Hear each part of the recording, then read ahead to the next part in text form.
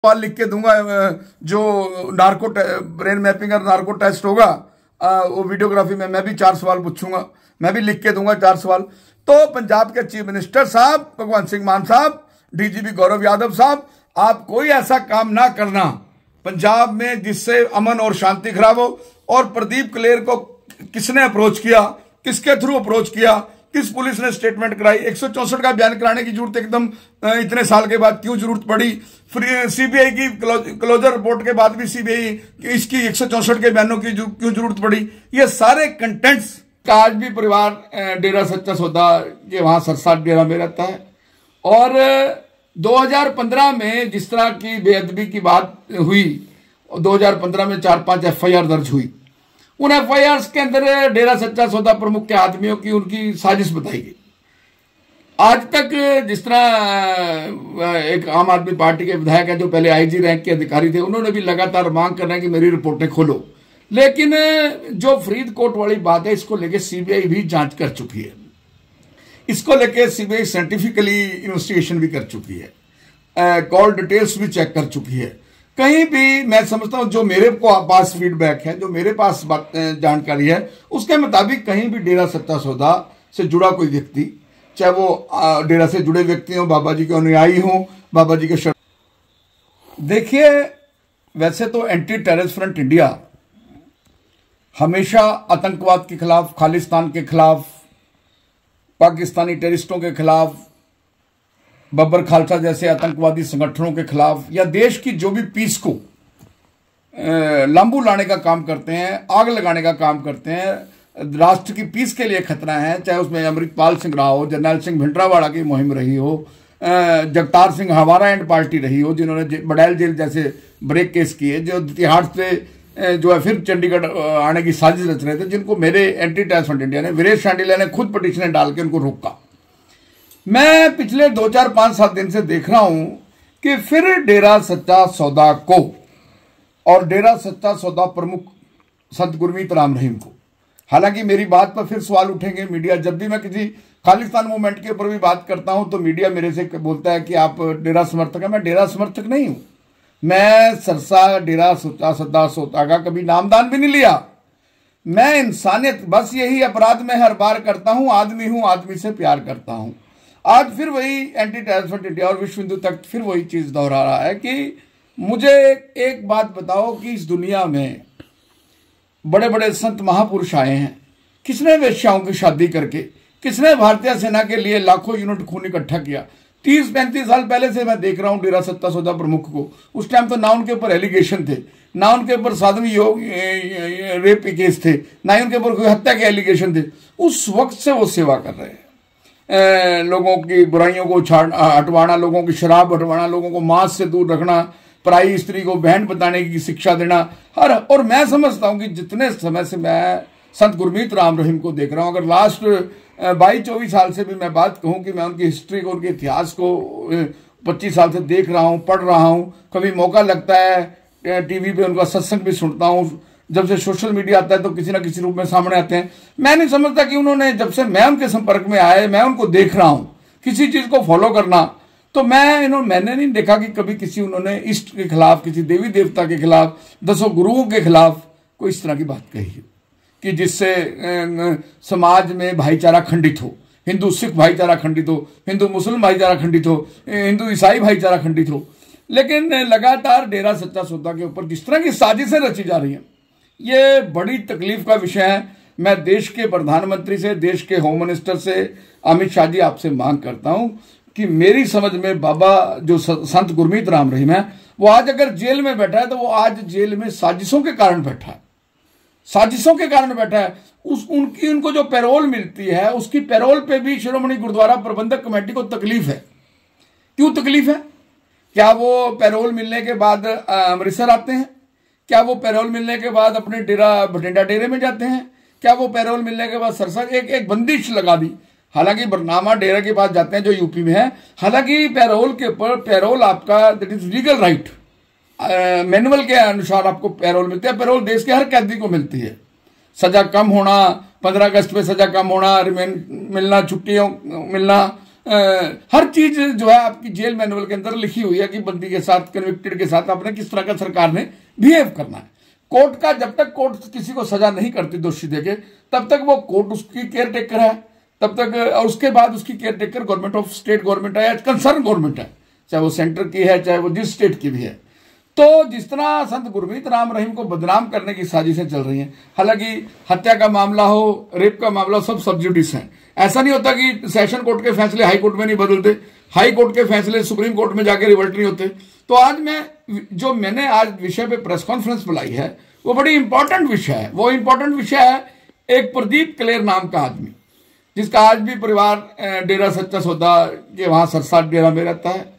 और 2015 में जिस तरह की बेअदबी की बात हुई, 2015 में 4-5 FIR दर्ज हुई। उन FIR के अंदर डेरा सच्चा सौदा प्रमुख के आदमियों की उनकी साजिश बताई गई। आज तक जिस तरह एक आम आदमी पार्टी के विधायक है जो पहले IG रैंक के अधिकारी थे, उन्होंने भी लगातार मांग कर रहे हैं कि मेरी रिपोर्टें खोलो। लेकिन जो फरीदकोट वाली बात है, इसको लेके CBI भी जांच कर चुकी है, इसको लेके CBI साइंटिफिकली इन्वेस्टिगेशन भी कर चुकी है, कॉल डिटेल्स भी चेक कर चुकी है।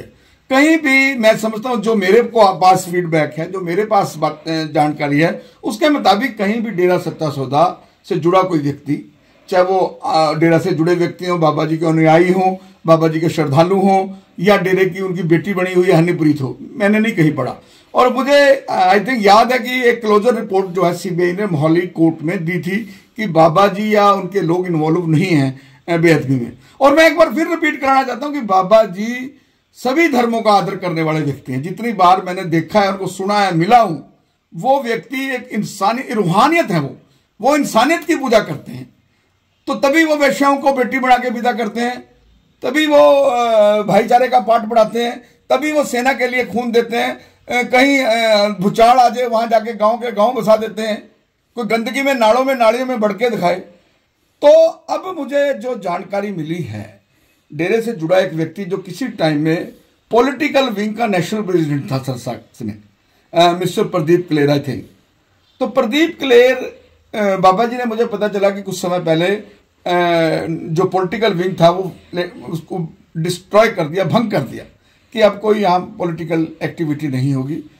तो वो इस तरह की बातें भी मीडिया से पता चली।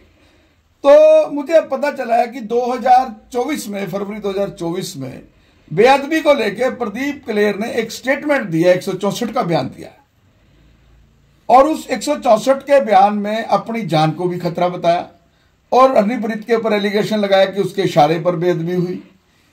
15, 16, 17, 18, 19, 20, 21, 22, 23, 24। क्या प्रदीप क्लेर जी 10 साल का डिले एक्सप्लेन करेंगे? क्या प्रदीप क्लेर जी 10 साल तक चुप क्यों रहे? वो गुरुओं का ये सम्मान करते हैं।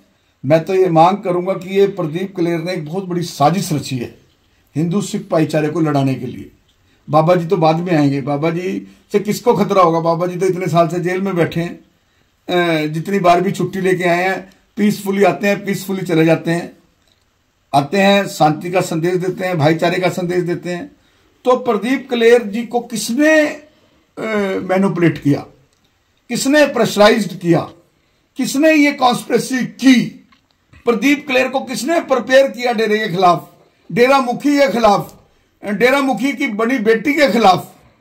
देखिए, हमारा हिंदुस्तान में पगड़ी बदल भाई, पगड़ी बदल पिता, पगड़ी बदल दोस्त, बहन, मुंह बोली बहन, मुंह बोली बेटी, सब कुछ है। हिंदुस्तान है, यहाँ तो मिट्टी पूजी जाती है, दुबड़ा पूजा जाता है, गोबर पूजा जाता है, यहाँ की तो किस पत्थर को पूजा जाता है।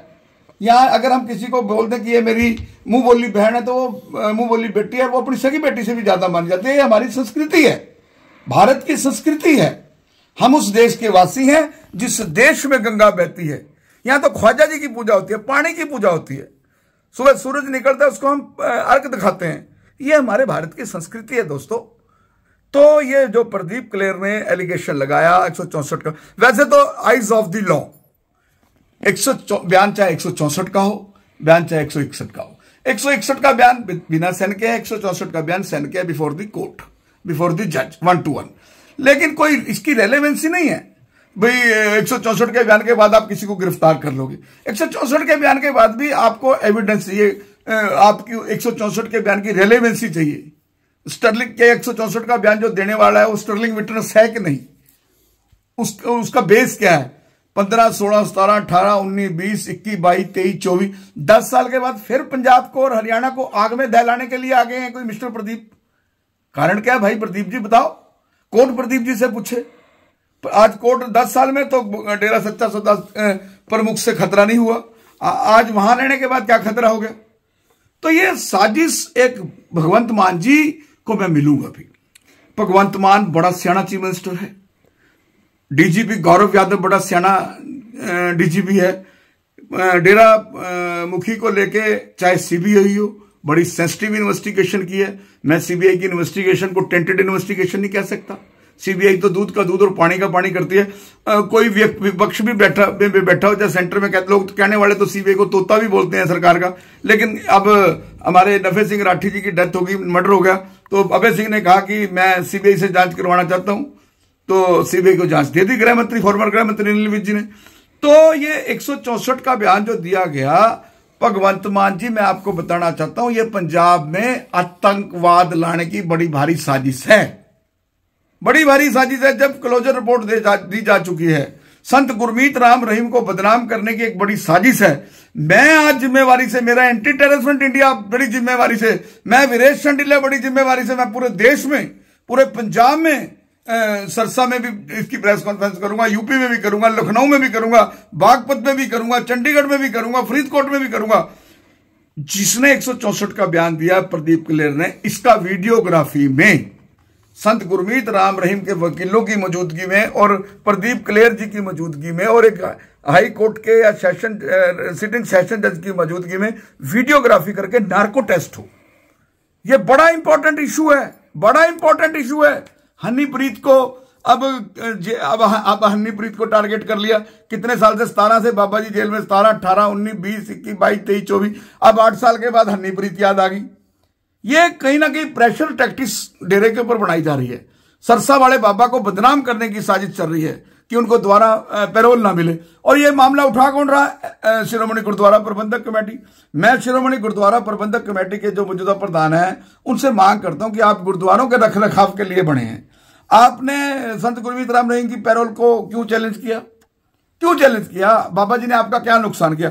मुझे एक वीडियो, एक प्रवचन, एक बयान कहीं संत गुरमीत राम रहीम का ला के दिखाओ जिसमें संत गुरमीत राम रहीम ने किसी धर्म गुरु के बारे में, किसी गुरु के बारे में, किसी ग्रंथ साहब के बारे में, किसी कुरान के बारे में, किसी गीता बाइबल के बारे में, रामायण के बारे में कोई अपशब्द कहे हो। देखिए, संत जी जेल में है, साजिश ना रच, कोई भी व्यक्ति साजिश ना रच सके। मैं भगवंत मान की क्यों इज्जत करता हूं? भगवंत मान को जब जरूरत पड़ी उन्होंने अमित शाह के साथ मिलकर पंजाब में एक खून की बूंद नहीं डुलने दी और उस अमृतपाल सिंह को डब्रूगढ़ जेल पहुंचा दिया जहां जो पंजाब में आतंकवाद लाना चाहता, तो जरनैल सिंह भिंडरांवाले से भी बड़ा बनना चाह रहा था। अब भी वो देश के लिए खतरा है, अब भी एक बहुत बड़ी साजिशें जारी हैं।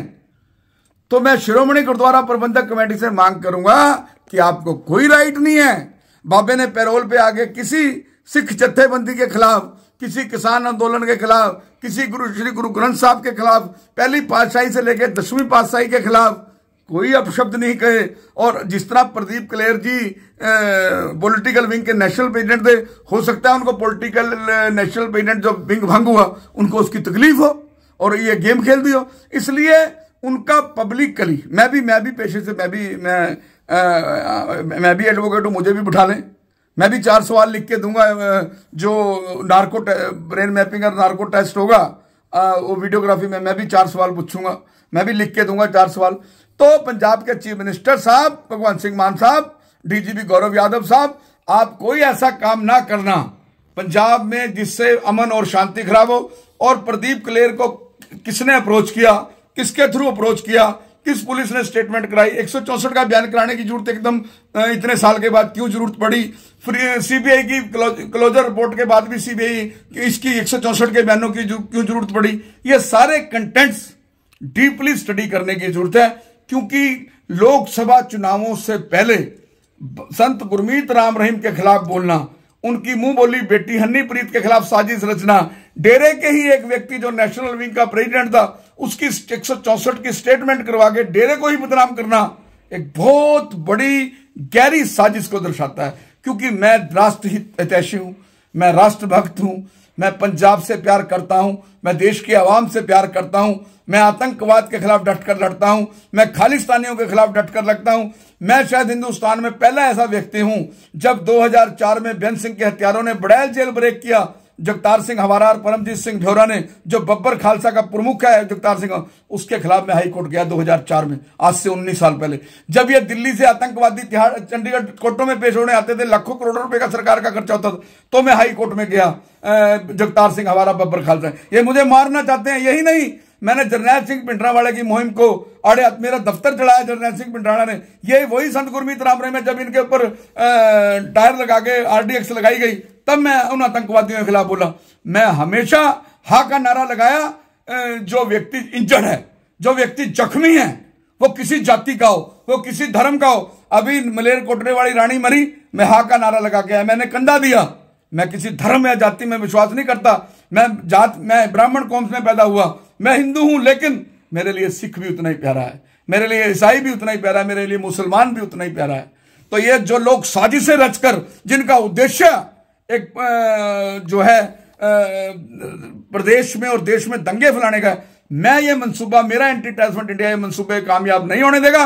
अगर जरूरत पड़ी तो मैं एंटी टेररिस्ट फ्रंट इंडिया की तरफ से हा का नारा लगाते हुए और संत गुरमीत राम रहीम को और हनीप्रीत को लीगली प्रोटेक्ट करने के लिए मैं पब्लिक इंटरेस्ट लिटिगेशन डाल लूंगा। अगर जरूरत पड़ी PL नाम बनती हो तो मैं पिटीशन दायर करूंगा, क्योंकि मैं लॉ अबेडिंग सिटीजन हूं। जहां भी मुझे लगेगा कि आज राष्ट्र खतरे में है, देश खतरे में है, क्योंकि किसी भी धर्म से बड़ा देश का संविधान है, किसी भी धर्म से बड़ा। अब बॉर्डरों पे, शंभू बॉर्डर पे, खनौरी बॉर्डर पे किसान बैठे हैं। मैंने लगातार मैं किसानों से मांग कर रहा हूं कि ये ना करो, देश की शांति खराब ना करो, लोगों को अपने खिलाफ ना करो। मैंने हमेशा सच की बात कही। हम वो कलम नहीं जो झुक जाती हो दरबारों में, हम शब्दों की दीप शिखाएं अंधियारों चौबारों में, हम वाणी के राजदूत हैं, सच पर मरने वाले हैं, डाकू को डाकू कहने की हिम्मत रखने वाले हैं। मैं संत गुरमीत राम रहीम के साथ खड़ा रहूंगा। संत गुरमीत राम रहीम के खिलाफ जितनी भी साजिशें अभिमन्यु की तरह की जा रही हैं, मैं उन साजिशों को, हो सकता है क्योंकि सच्चाई परेशान हो सकती है, अपराजित नहीं, सच्चाई को बाहर निकालने के लिए समय लगता है, क्योंकि झूठ ताकतवर होता है, उसको सच को साबित करने के लिए टाइम लगता है। देखिए भगवान राम के खिलाफ कितनी बड़ी साजिश हुई। 14 साल जहां बनवास होना था, राज तिलक होना था, सैकड़ों में बनवास करवा दिया गया। और 14 वर्ष किस तरह जो है उन्होंने माता सीता की लड़ाई लड़ी। तो इतिहास उठाकर देखो, मैं जो तिलक लगाकर बैठा हूं गुरु तेग बहादुर की देन है। जो हिंदू आज जिंदा है, सनातन जिंदा है, वो 10वें गुरु की बख्शीश है। 10वें गुरु ने अपना सब कुछ वार दिया। तो मैं सिख भाइयों से भी, पंजाब के सिखों से भी अपील करूंगा कि वो इस तरह की राजनीतिक बातों में आकर पंजाब का, देश का, हिंदू सिख भाईचारे का माहौल खराब ना होने दें। ये वही संत गुरमीत राम रहीम है जिनका वर्ल्ड रिकॉर्ड है गिनीज बुक में। जितने काम उन्होंने जनहित में उस व्यक्ति ने किए, चाहे आंख दान है, शरीर दान है, ऑर्गन्स हैं, किडनी है, क्या क्या चीजें मैं गिनवाऊं। इस तरह के व्यक्तियों को इस देश में साजिशों का शिकार होना पड़ रहा है। इस तरह के व्यक्तियों को जो है इस देश में पैरोल उनकी चैलेंज की जाती है, जबकि एक भी पैरोल का उन्होंने मिसयूज नहीं किया। धन है, उसके बावजूद भी इस देश में कानून से बड़े बड़े अपने आप को लोग बैठे हैं जो कहते हैं कि कानून हमारी पॉकेट में, कानून हमारे लिए कठपुतली है। लेकिन सरसा जैसे संतों के लिए कानून सब कुछ है, संविधान सब कुछ है, भाईचारा सब कुछ है, इंसानियत सब कुछ है।